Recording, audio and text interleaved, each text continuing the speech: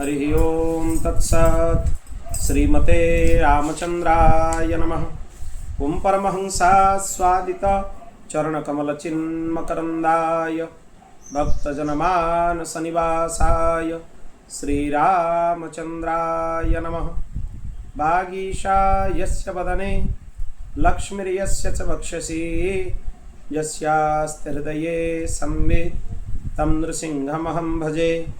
विश्वसर्ग विसर्गादि नवलक्षणलक्षितं श्रीकृष्णाख्यं परं धामं जगद्धाम नमामि तत्। प्रह्लादनारद पराशर पुण्डरीक व्यासंवरीश शुकशौनक भीष्मदलिभ्यां रुक्माङ्गदार्जुन वसिष्ठ विभीषणादीन् पुण्यानिमान् परमभागवतान् नमामि। नारायणं नमस्कृत्य नरं चैव नरोत्तमं देवीं सरस्वतीं व्यासं ततो जयमुदीरयेत्। श्री सीतानाथ समारंभं श्रीरामानन्दार्यमध्यमम् अस्मदाचार्यपर्यन्तं वन्दे श्रीगुरुपरम्परां। श्रीकृष्ण गोविन्द हरे मुरारे हे नाथ नारायण वासुदेव। श्रीकृष्ण गोविन्द हरे मुरारे हे नाथ नारायण वासुदेव। हे नाथ नारायण वासुदेव। हे नाथ नारायण वासुदेव। हे नाथ नारायण वासुदेव। हे नाथ नारायण वासुदेव। हे नाथ नारायण वासुदेव।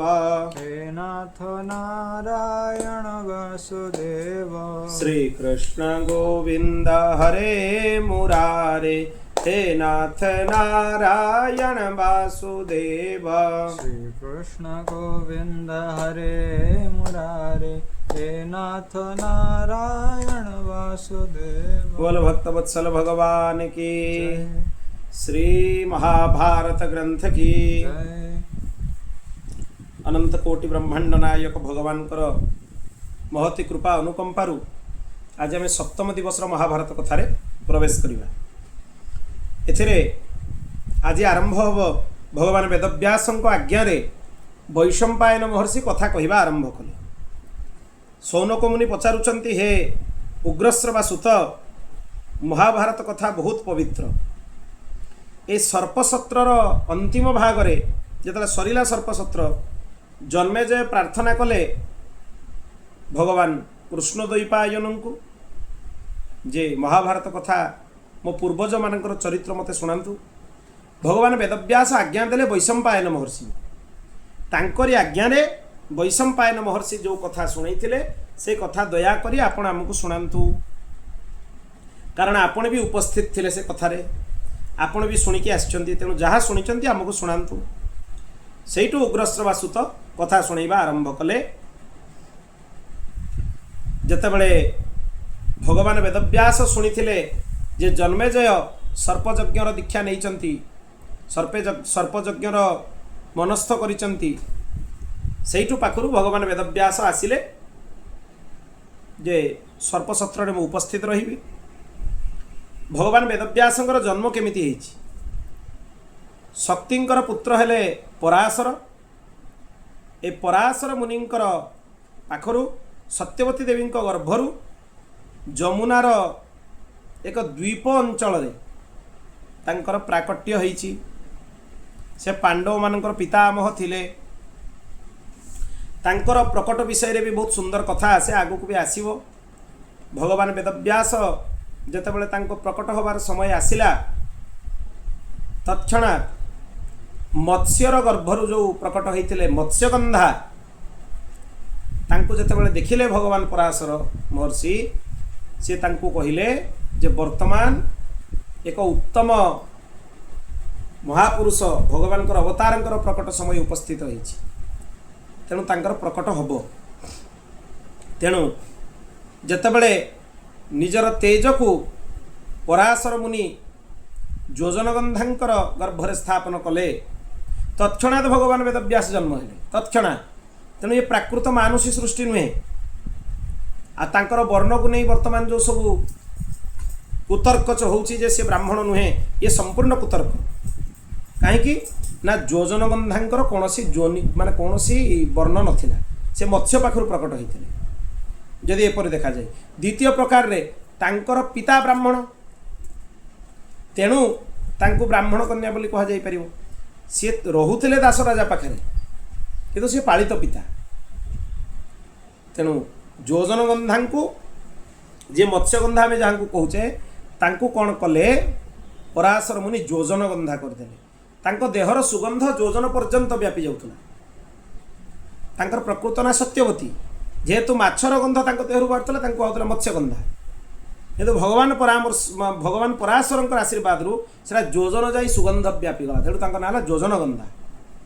तत्क्षणात कृष्णवर्णर गोटे बालक जमुना नदीर एक द्वीप अंचल जन्म हेले कृष्णवर्ण होइतिबारु तांको ना हला कृष्ण आ द्वीप अंचल जन्म होइतिबारु हला द्वैपायन तेणु तांको ना हला कृष्ण द्वैपायन वेदव्यास आ तांकर ही पुत्र थिले धृतराष्ट्र पांडु आ विदुर सेतपई से पांडव मानकर पितामह से जन्मरु निज इच्छा रे सांगपांग वेद इतिहास सब ज्ञान प्राप्त करथिले तांकर से वेद को विभाजन करिसंती तांको भली केही हेई परिबेनी त्रिकालदर्शी थिले सत्यव्रत थिले तत्वज्ञ थिले से निजर शिष्य मानक संगे जन्मेजयकर कथा मंडप रे प्रवेश कले तांको देखिबा क्षणी जन्मेजय समस्त सहित मिसिकी निज आसन ठिया हेले शिष्टाचार पूर्वक तांको यज्ञ मंडप को लेकिन आसिले सुवर्ण सिंहासन ने बसैले विधिवत पाद्य अर्घ्य आचमन देकी तांको पूजा कले उभयଙ୍କ तरफ कुशल प्रश्न है कथबार्तार आलोचना है तापरे जन्मेजय भगवान वेदव्यास को माने पाखे अनुरोध कले जे कौरव पांडव को आपण आखिरे देखिछंती तांकर चरित्र भी आपण जानिछंती एते बड़ विध्वंसकारी युद्ध कहीं है से कथा भी आपण जानिछंती तेणु आपण दया करी मते विवरण पूरा सुनांती से जन्मेजय को कथा शुणिकी भगवान वेदव्यास तांकर शिष्य वैशंपायन महर्षि को आज्ञा देले जे हे वैशंपायन तुम्हें विस्तार रे महाभारत कथा मोर उपस्थिति रे जन्मेजय को सुनाओ। वैशंपायन सेठु प्रथम नारायणं नमस्कृत्य नरं चैव नरोत्तमं देवीं सरस्वतीं व्यासं ततो जयमुदीरयेत् एतिकी जन को प्रणाम करके पुराण प्रारंभ हुए सेठु तांको प्रणाम कले मंगलाचरण कला परे दिव्य इतिहास ग्रंथ महाभारतर चरित्र प्रारंभ कले या ना है जय संसार रे जहाँ को विजय दरकार कल्याण प्राप्ति करिवार इच्छा अच्छी ए दिव्य ग्रंथ सी श्रवण करवा उचित धर्म अर्थ काम मोक्ष चतुर्वर्ग पुरुषार्थ दबारे ये सक्षम एथिरे भरतवंशी मानकर विस्तार रे चरित्र वर्णना होती से ये ग्रंथर ना है भागवत से ना है महाभारत कहीं भरतवंशी मानकर चरित्र एथिरे अच्छी। प्रत्येक दिन भगवान वेदव्यास प्रातः काल स्नान संध्या नित्यकर्म सारिकी को रचना करुले 3 वर्ष रे ग्रंथ पूरा है 3 वर्ष लगी भगवान वेदव्यास को रचना करने विशाल ग्रंथ तेणु विस्तार रे यार कथा आपण माने शुणु से कथा कहवा आरंभ कले हे जन्मेजय जमदग्नि नंदन भगवान परशुराम 21 थर पृथ्वी रे क्षत्रिय मानकर संहार करथिले तापरे से महेंद्र पर्वत को चलीगले से तपस्या कले एबे भी अच्छी महेंद्र पर्वत ओडिशा और आंध्र प्रदेश सीमांत अंचल अच्छी महेंद्र पर्वत एबे भी भगवान परशुराम से अच्छा चिरंजीवी ना तापरे क्षत्रिय मानकर संहार होता बेली तांकर वंश रक्षा ब्राह्मण मान द्वारा होता तेणु किछि दिन पर पुनश्च क्षत्रिय मानकर साम्राज्य स्थापन हो गला वर्णाश्रम को पालन करने को लगिले तेणु क्षत्रिय माने बड़ बड़ यज्ञ करी ब्राह्मण मान को खूब दक्षिणा दान दक्षिणा देकी वेदाध्ययन करुले किंतु सेतेबेले कई धन नहीं कि शास्त्र पढ़ाऊन शास्त्राध्ययन कराऊन आ शूद्र मानकर सन्निधि रे वेद उच्चारण होना जेहेतु वेदाधिकार शून्य ए सबुर विचार वर्णाश्रम विचार ठीक भाव में करिकी वेदाध्ययन करा जाउथुला पुराण आदि ग्रंथ समस्त अध्ययन करि परिबे तेणु इत्यादि प्रकार रे समस्ते सदाचार को पालन करुले। व्यापार व्यवसाय करिवारे कहीं बेईमानी करुनथुले, ठीक भाव में जोटा जमती मूल्य दबा कथा से मूल्य दौथुले। गो माने ठीक समय रे दुग्ध प्रदान करुले, पुत्र उत्पन्न करुले, सबुआडे आनंद थिला। किंतु एक भयंकर घटना से समय घटिला। क्षत्रिय मानक भितरे क्षत्रिय मानक बेशरे राक्षस माने जन्म होबाकू लागिले। राक्षस स्वतंत्र प्रकट हले, से क्षत्रिय बेशरे ही प्रकट हले। तेणु देवता मानकू बारंबार युद्ध से माने हरैले। बहुत सबुआडे असुविधा आरंभ हो गला। पृथ्वी तांको भार रे त्रस्त हो गले। सेठू एमाने जते उत्सृंखलित थिले, पृथ्वी को भारी कष्ट हला। पृथ्वी बहुत पीड़ा रे आसिले। से ब्रह्मांक शरण रे गले, भाराक्रांत हो गले, तांको ऊपर भारा पड़िला। से ब्रह्मांक पाखक को गले। तांको संगे शेष, कच्छप, दिग्गज समस्त को कष्ट हला पृथ्वीर भार उठेबा कहीं मैंने पृथ्वीर भार सब उठे था। से ब्रह्मा पचारे कौन पाई तुम्हें आम मो पाक आसच, तुम्हें कह मु निश्चय सब देवता मान नियुक्त करी। पृथ्वी तांको दुख शुणेले। ब्रह्मा देवता मान आज्ञा देले तुम्हें पृथ्वीर भार नष्ट करने एवं दुष्ट मान संहार करने पृथ्वी रे अवतार निय। या पर गंधर्व अप्सरा मान डाकी कहले तुम्हें भी निज अंशरे जन्म निय। सेठू ब्रह्मा कथा को समस्ते स्वीकार कले, समस्ते जन्म हेबे। भगवान नारायण पाखक जावाई समस्ते प्रस्तुत हेले। भगवान सुंदर, तांको शरीर भारी सुंदर देखापी। सशंख चक्रम सकिरीट कुंडलम, शंख चक्र गदा पद्म किरीट कुंडल सब शोभा पाउची। पीतवस्त्र शोभा पाउची। बक्षरे श्रीवत्स चिन्ह शोभा पाउची। समस्तंकर स्वामी इंद्र तांको प्रार्थना कले प्रभु आपण मध्य अवतार ग्रहण करंतु भारा को उतारिबा पई।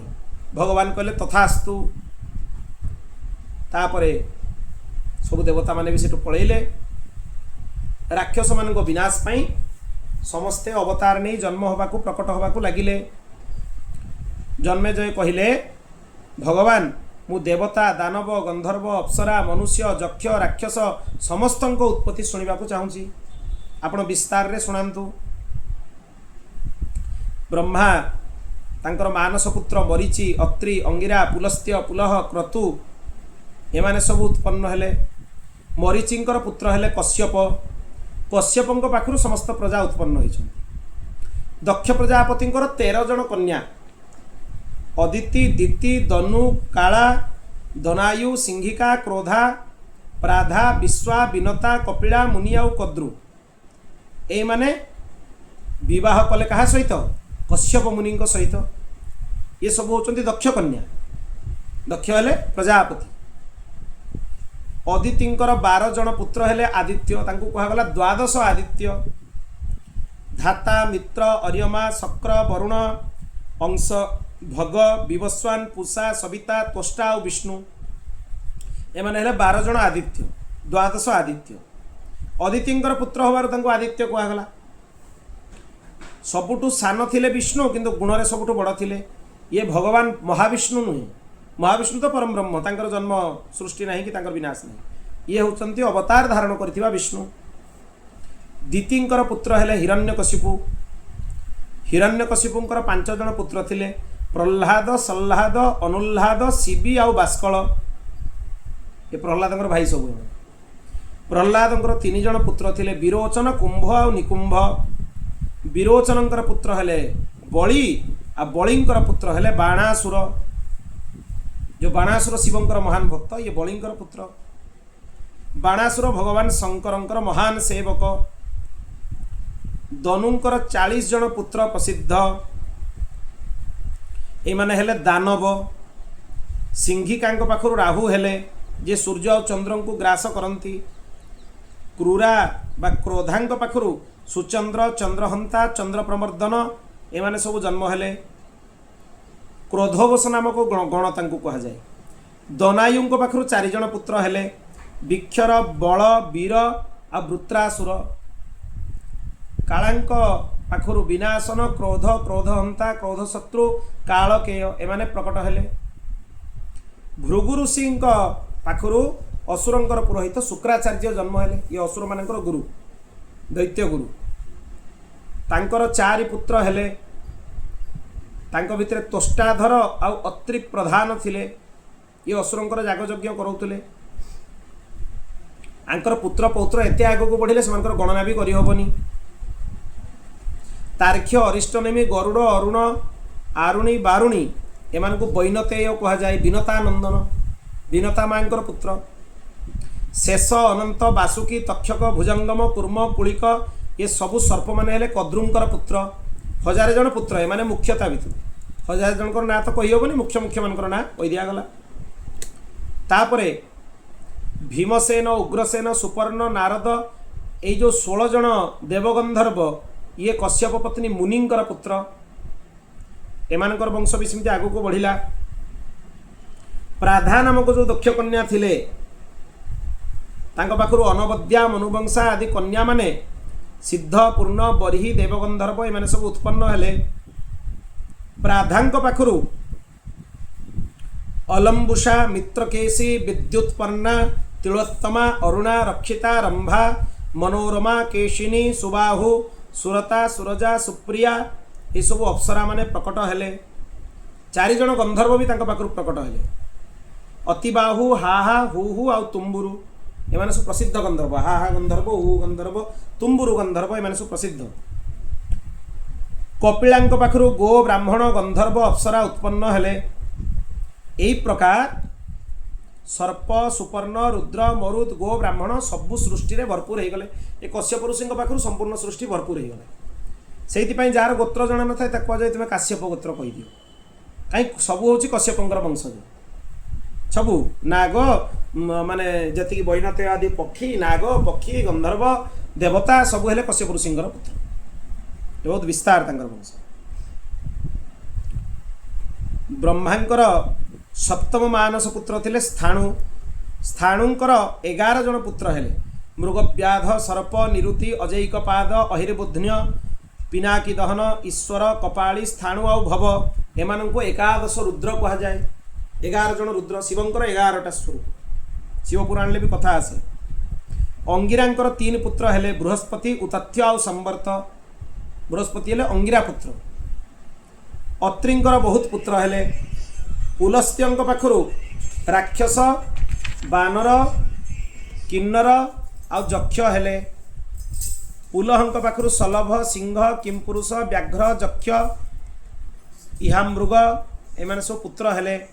क्रतुंक पाखरु बालखिल्य ऋषि माने हेले। बालखिल्य ऋषि कथा आमे शुणुथुलु पूर्व। ब्रह्मांकर डाहाण अंगुष्ठरु दक्ष आ बा अंगुष्ठरु तांकर पत्नी जन्म हेले। तांको पत्नींकर 500 कन्या उत्पन्न हेले दक्षंक पाखरु। पुत्र माने नाश होबारु ए कन्या माने जाइकी विवाह कले। आ शर्त थिला जे प्रथम पुत्र जो जन्म होबो ताको दक्ष प्रजापति को दे देबे। ये भी गोटे शास्त्र विधान जे जदि पिता पुत्रहीन हुवंती ताले कन्यांकर विवाह कला बेले शर्त रखा जाई परिबो जे कन्यांकर सबुठु ज्येष्ठ पुत्र को पिता नहीं जिवे तांकर वंश रक्षा पई। एटा को पुत्रिका धर्म बोली कहा जाए। से तारी भितरु 10 जन कन्या को से विवाह करथिले धर्मंक सहित एवं 27 जन कन्या को विवाह करथिले चंद्रमांक सहित। से माने हेले 27 जन नक्षत्र। ये जो अश्विनी दिजा कृतिका रोहिणी एमाने सब होची कोन 27टा नक्षत्र। से नक्षत्र माने हेले चंद्रंकर पत्नी 27 जन।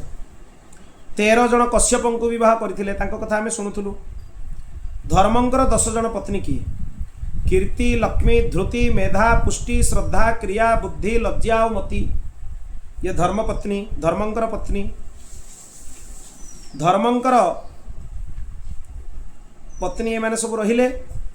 ब्रह्मांकर पुत्र मनु मनुंकर प्रजापति आ प्रजापतिंकर पुत्र हेले 8 जन वसु।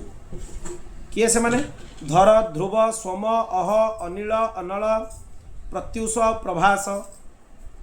धर ध्रुवंकर माँ हेले धूम्रा सोमंकर माँ मनस्विनी अहंकर माँ हेले रता अनिलंकर माँ स्वसा ଅନଳଙ୍କର ମା ସାଣ୍ଡିଲି, ପ୍ରତ୍ୟୁଷ ଆଉ ପ୍ରଭାସଙ୍କର ମା ହେଲେ ପ୍ରଭାତା। ଧରଙ୍କର ଦୁଇ ପୁତ୍ର ହେଲେ ଦ୍ରବିଣ ଆଉ ହୁତହବ୍ୟବହ। ଧ୍ରୁବଙ୍କର ପୁତ୍ର ହେଲେ କାଳ, ସୋମଙ୍କ ପୁତ୍ର ବର୍ଚା, ବର୍ଚାଙ୍କର ପୁତ୍ର ଶିଶିର, ପ୍ରାଣ ଆଉ ରମଣ, ଏମାନେ ତାଙ୍କ ପୁତ୍ର ହେଲେ। ଅହଙ୍କର ଚାରି ପୁତ୍ର ହେଲେ ଜ୍ୟୋତି, ସମ, ଶାନ୍ତ ଆଉ ମୁନି। ଅନଳଙ୍କର କୁମାର ହେଲେ, ଏମାନେ ସବୁ ଅନଳଙ୍କର କୁମାର ହେଲେ। କୃତ୍ତିକା ମାନେ ତାଙ୍କର ମାତୃତ୍ୱ ସ୍ୱୀକାର କଲେ। ସେଇଥିପାଇଁ ଏ 6 ଜଣଙ୍କର ପୁତ୍ର ମାନେ ମାତା ହେଇଥିବାରୁ କୃତ୍ତିକା 6 ଜଣ ମିଶିଲେ ଜଣେ କାର୍ତ୍ତିକେୟ ହେବେ। କୃତ୍ତିକା ପୁତ୍ର ହେବାରୁ ତାଙ୍କୁ କାର୍ତ୍ତିକେୟ କୁହାହେଉଥିଲା। ପ୍ରକୃତରେ କୃତ୍ତିକା ମାନେ ତାଙ୍କୁ ଜନ୍ମ ଦେଇନାହାନ୍ତି, ସେ ଭଗବାନ ଶିବଙ୍କ ତେଜରୁ ଜନ୍ମ, କିନ୍ତୁ ଶିବଙ୍କର ତେଜଟା ଆସିକି ଘାସ ଉପରେ ବିଛୁରିତ ହେଇକି ପଡ଼ିଲା। ତାକୁ କୃତ୍ତିକା ମାନେ ଲାଳନ ପାଳନ କଲେ, ତାଙ୍କୁ ସବୁ ପ୍ରକାର ଭଲ ଭାବରେ ଲାଳନ ପାଳନ କରି ବଡ଼ କଲେ। ତାପରେ ବଡ଼ ହେଲା ପରେ ସେ କୈଳାସକୁ ଗଲେ। ଯେହେତୁ କୃତ୍ତିକା ମା ମାନେ ତାଙ୍କୁ ଲାଳନ ପାଳନ କରିଛନ୍ତି, ତେଣୁ ସିଏ ହେଲେ କାର୍ତ୍ତିକେୟ। ଆଉ 6 ଜଣ କୃତ୍ତିକା ଏକା ସହିତ ତାଙ୍କୁ ରଖିକି ଲାଳନ ପାଳନ କରୁଥିଲେ, ତେଣୁ 6ଟା ମସ୍ତକ ତାଙ୍କର ହେଲା। ଷଡ଼ାନନ ହେଲେ ସେଥିପାଇଁ କାର୍ତ୍ତିକେୟ ଇତ୍ୟାଦି ପ୍ରସଙ୍ଗ ମଧ୍ୟ ତା ଭିତରେ ଆସେ।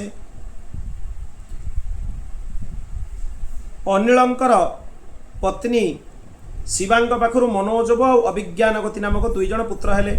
ପ୍ରତ୍ୟୁଷଙ୍କର ପୁତ୍ର ଥିଲେ ଦେବଳ ଋଷି, ତାଙ୍କର ବି 2 ଜଣ ପୁତ୍ର ହେଲେ କ୍ଷମାବାନ ଆଉ ମନୀଷୀ। ବୃହସ୍ପତିଙ୍କର ଭଉଣୀ ବ୍ରହ୍ମବାଦିନୀ ଆଉ ଯୋଗିନୀ ହେଲେ, ସେ ପ୍ରଭାସଙ୍କର ପତ୍ନୀ ହେଲେ। ତାଙ୍କରି ପାଖରୁ ଦେବତାମାନଙ୍କର କାରିଗର ବିଶ୍ୱକର୍ମା ଜନ୍ମ ହେଲେ। ସେ ଦେବତାମାନଙ୍କ ଭୂଷଣ, ବିମାନ, ଅସ୍ତ୍ରଶସ୍ତ୍ର ସବୁ ସେ ନିର୍ମାଣ କରୁଥିଲେ। ଭଗବାନ ଧର୍ମ ବ୍ରହ୍ମାଙ୍କ ଦକ୍ଷିଣ ସ୍ତନରୁ ମନୁଷ୍ୟ ରୂପରେ ପ୍ରକଟ ହେଲେ। ତାଙ୍କର 3 ଜଣ ପୁତ୍ର ହେଲେ ସମ, କାମ, ହର୍ଷ। ତାଙ୍କର ପତ୍ନୀ ମାନେ ହେଲେ ପ୍ରାପ୍ତି, ରତି ଆଉ ନନ୍ଦା। ସୂର୍ଯ୍ୟଙ୍କର ପତ୍ନୀ ବଡ଼ବା, ଯାହାଙ୍କୁ ଘୋଡ଼ି, ତାଙ୍କ ପାଖରୁ ଅଶ୍ୱିନୀ କୁମାର ମାନେ ଜନ୍ମ ହେଲେ 2 ଜଣ। ଏ ଅଶ୍ୱିନୀ କୁମାର ମାନେ ହେଲେ ସ୍ୱର୍ଗ ବୈଦ୍ୟ, ଦେବତାମାନଙ୍କର ବୈଦ୍ୟ ସେମାନେ। ଅଦିତିଙ୍କର 12 ପୁତ୍ରଙ୍କ ବିଷୟରେ ପୂର୍ବରୁ କୁହା ସରିଛି। 12 ଜଣ ଆଦିତ୍ୟ, 8 ଜଣ ବସୁ, 11 ଜଣ ରୁଦ୍ର, ପ୍ରଜାପତି, ବସଟକାର, ଏମାନେ ମୁଖ୍ୟ 33 ଜଣ ଦେବତା। କିନ୍ତୁ ତା ମାନେ ନୁହେଁ ଯେ ଏଇଠି 33 କୋଟି କହିଦିଆଯିବ। ଅବଶ୍ୟ କୋଟି ମାନେ ପ୍ରକାର ବି ହେଇପାରିବ। ଇଏ ମୁଖ୍ୟ 33 ଦେବତା ମହାଭାରତରେ ବର୍ଣ୍ଣନା କରାଗଲା ଏମାନଙ୍କର। ଆଉ ପ୍ରକୃତରେ ଦେବତାଙ୍କର ସଂଖ୍ୟା ଆମେ ମହାଭାରତରେ ଶୁଣି ସାରିଛୁ, 3333 ସଂଖ୍ୟା ବୋଲି ତାଙ୍କର ଶୁଣିଛୁ। ତାପରେ ଅଶ୍ୱିନୀ କୁମାର ये देवता मानू औषधि द्वारा चिकित्सा करती। ए देवगणकर जो ना आम शुणिले ताकू शुणिला माने पाप नष्ट हो जाए। वंशानुक्रमिक चरित्र आम शुणिले। महर्षि भृगु ब्रह्मांक हृदय प्रकट हेले। भृगुंकर शुक्राचार्य व्यतीत आउ जड़े पुत्र भी होते च्यवन। से माँ को रक्षापी गर्भर आसी आम शुणिलु च्यवन ऋषि केमी जन्म है। जन्म हवा क्षणी पुलवामा दैत्य जली जाता तेजरे। पत्नी नाम थिला आरुणी। तांकर जंघरु औरवंकर प्रकट है ऋषि औरव। औरवंक पाखरु रुचिक और रुचिकंक पाखरु जमदग्नि हेले। जमदग्निंकर 4 पुत्र भितरे परशुराम सबुठु सान किंतु गुणरे सबुठु बड़। शास्त्र कुशल भी थिले, शस्त्र कुशल भी थिले। सेही क्षत्रिय कुलर विनाश करथिले। ब्रह्मांकर आहुरी 2 जण पुत्र थिले धाता और विधाता। एमाने मनुंक सहित रहउथले। लक्ष्मी तांकर भौणी। शुक्रंकर पुत्री देवी वरुणंकर पत्नी हेले। तांकर पुत्र हेले बल आ पुत्री हेले सुरा। जेतेबेले लोभरे सुरांकु समस्ते पान करने को लगिले सेठू अधर्म उत्पत्ति हैला।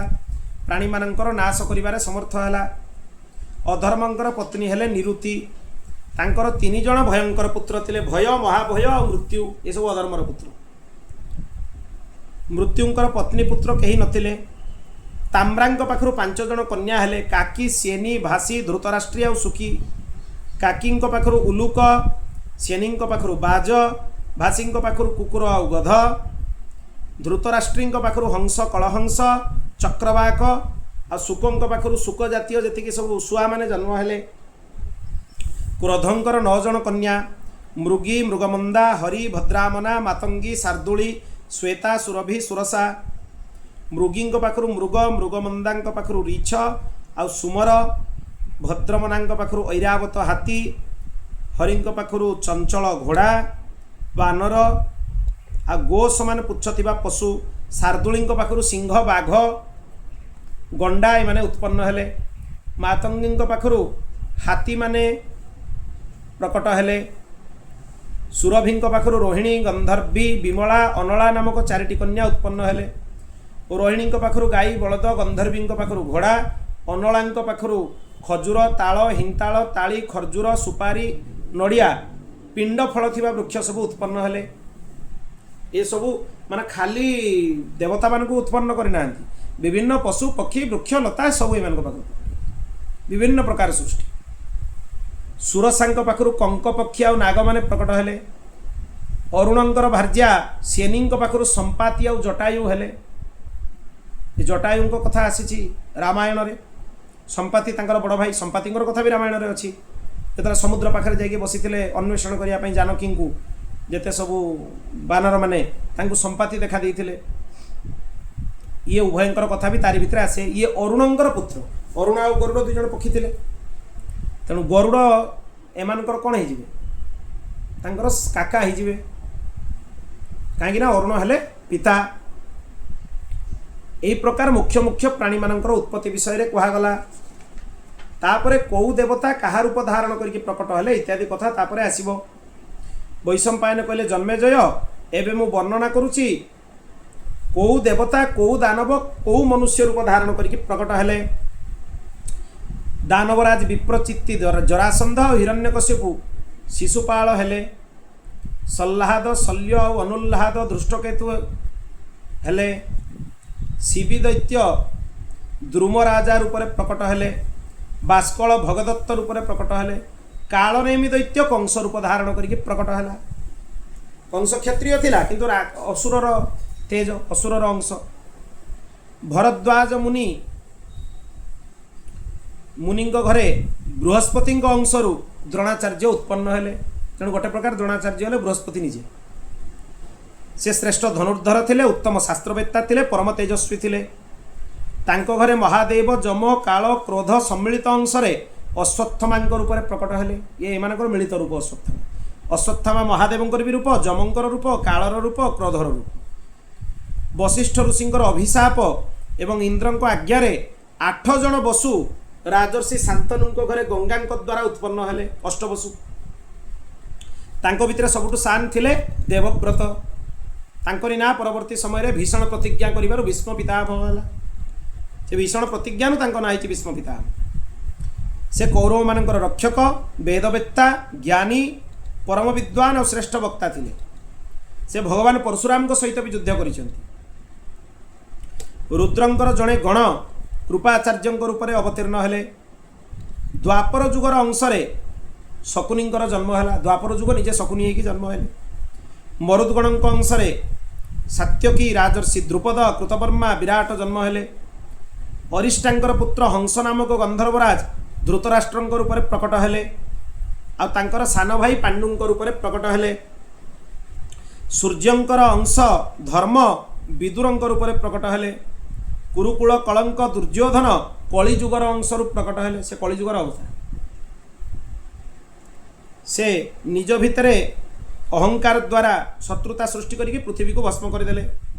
ପୁଲସ୍ତ୍ୟ ବଂଶର ରାକ୍ଷସମାନେ ଦୁର୍ଯ୍ୟୋଧନଙ୍କର 100 ଭାଇ ରୂପରେ ପ୍ରକଟ ହେଲେ। 100 ଜଣ ଯାକ ରାକ୍ଷସ, ପୁଲସ୍ତ୍ୟ ବଂଶର ରାକ୍ଷସ।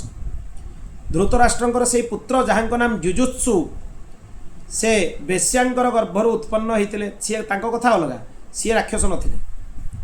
ଯୁଧିଷ୍ଠିର ଧର୍ମଙ୍କର ଅବତାର, ଭୀମସେନ ବାୟୁଙ୍କର ଅବତାର, ଅର୍ଜୁନ ଇନ୍ଦ୍ରଙ୍କର ଅବତାର, ଆଉ ନକୁଳ ସହଦେବ ବୋଲେ ଅଶ୍ୱିନୀ କୁମାରଙ୍କର ଅବତାର। ଏ ଦେବ ରୂପ ସବୁ। ଚନ୍ଦ୍ରମାଙ୍କର ପୁତ୍ର ବର୍ଚା ଅଭିମନ୍ୟୁ ହେଇକି ଜନ୍ମ ହୋଇଥିଲେ। ବୁଦ୍ଧ ବୋଲି ବି ତାଙ୍କୁ କୁହାଯାଏ। ଚନ୍ଦ୍ର କହିଲେ ମୋ ପୁତ୍ରକୁ ବେଶୀ ଦିନ ମୁଁ ମର୍ତ୍ତ୍ୟମଣ୍ଡଳରେ ରଖିବାକୁ ଚାହୁଁନି, ସେଥିପାଇଁ ଅଭିମନ୍ୟୁଙ୍କର ମୃତ୍ୟୁ ଜଲ୍ଦି ହେଇଗଲା ଆଉ ତାଙ୍କ ପୁତ୍ର ଚନ୍ଦ୍ରମାଙ୍କ ପାଖକୁ ଫେରିଗଲେ। ଏ ପୂର୍ବରୁ ତାଙ୍କର ସଂକଳ୍ପ ଥିଲା।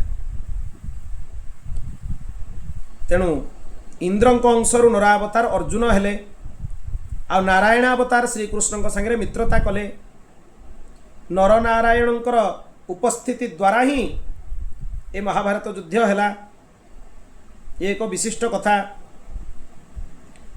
अग्नि अंशरू दृष्टद्युम्न प्रकट हेले राक्षस अंशरू शिखंडी जन्म है विश्वदेव माने द्रौपदी पांच पुत्र ये द्रौपदी पांच जन पुत्र ना लिखाई प्रतिबिंध श्रुतसोम श्रुतकीर्ति शतानिक श्रुतसेन है प्रकट हेले एमाने सब हूँ विश्वदेव माने विश्वदेव संख्या है ये 10 विश्वदेव से जोड़ारे माने दुई दुई जन को जड़े धरले से भाव में 5 जन हो प्रकट है वसुदेव पिता थिले सुरसेन तांकर एक कन्या थिले जहाँ ना पृथा सुरसेन अग्नि सामने प्रतिज्ञा करथिले मु निजर प्रथम संतान को निजर पीयूषींकर संतान हीन पुत्र कुंती भोजों को देदेवी से ये पृथा प्रकृत में वसुदेव निज भौणी किंतु सी कुंती भोजों को दिया ही गले सी अतिथि सेवा सत्कार बहुत करुले थरे दुर्वासा ऋषि बहुत सेवा सी करते चतुर्मास व्रत समय सी गोटे मंत्र देते कही तुम उपरे मु प्रसन्न तुम्हें जो देवतांकर आवाहन कर मंत्र सी आसिक तुमको पुत्र प्रदान करेंगे आशीर्वाद देते से प्रथम जाकि परीक्षा करने लगी सूर्यंकर आवाहन करदे से विवाह हो नाला से सूर्य तत्काल आसिले गर्भस्थापन कले जद्वारा तेजस्वी कवच कुंडल पिंधि गोटे पुत्र प्रकट है तारी ना है कर्ण किंतु जेहेतु आंकर विवाह हो नाला से भयर नदी में भसईदे लज्जा जो भसईदे अधीरथ ताकू नदी भितर बाहर कले निज पत्नी राधा पाक नहीं निजर पुत्र बनइले ये भगवती राधा नुहे से जो अतिरथ थिला सारथी तारी पत्नी तांको ना भी थिला राधा से बालकर नाम रखी वसुसेन परे तांको ना कर्ण रूप में प्रसिद्ध है से अस्त्र विद्यारे प्रवीण थिले आ बहुत दान भी से करुले ये सब उत्तम गुण तांकर थिला दिनकर कथा कर्ण जप करुले देवराज इंद्र प्रजांकर हित पाई अर्जुन हित पाई ब्राह्मण वेश धारण करिकी तांको पाखरु कवच कुंडल मागिले सेठु कर्ण सांगे सांगे निज शरीर कवच कुंडल बाहर करिकी तांको देदेले एते उदारतारे देदेले इंद्र भी तांको उपरे प्रसन्न हो गले सी कहिले तुमर एते शक्ति रहिबो तुमे असुर देवता मनुष्य गंधर्व सर्प राक्षस जहाँ उपरे शक्ति चलैब से तत्क्षणात नष्ट हो पाखरु वैकर्तन नाम रे से प्रसिद्ध हेले से श्रेष्ठ योद्धा थिले दुर्योधनकर एक मंत्री थिले सखा थिले से सूर्यंकर अंशर उत्पन्न होते आ भगवान नारायण निजे वसुदेवंकर अंशरू माने वसुदेवंकर पुत्र रूप वासुदेव रूप श्रीकृष्ण रूप प्रकट हेले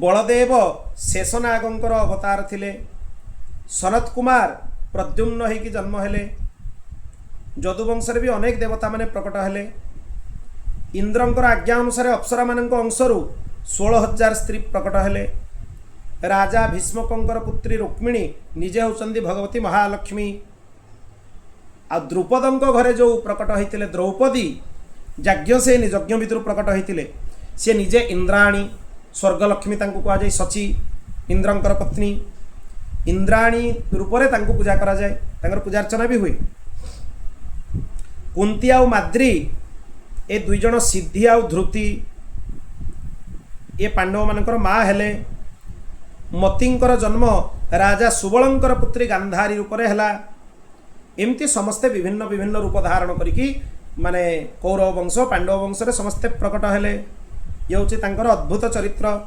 आसंता काली पाखर आम शुणा दुष्यंता आउ शकुंतलांकर चरित्र ये महाभारत एक रोचक प्रसंग तांको पाखर केमिति तांकर विवाह हैला एवं भरत वंशर आरंभ केमिति हैला इत्यादि प्रसंग तांको पाखर शुणा बोल भक्तवत्सल भगवान की जय ओम पूर्णमदः पूर्णमिदं पूर्णात् पूर्णमुदच्यते पूर्णस्य पूर्णमादाय पूर्णमेवावशिष्यते हरि ओम शांति शांति शांति।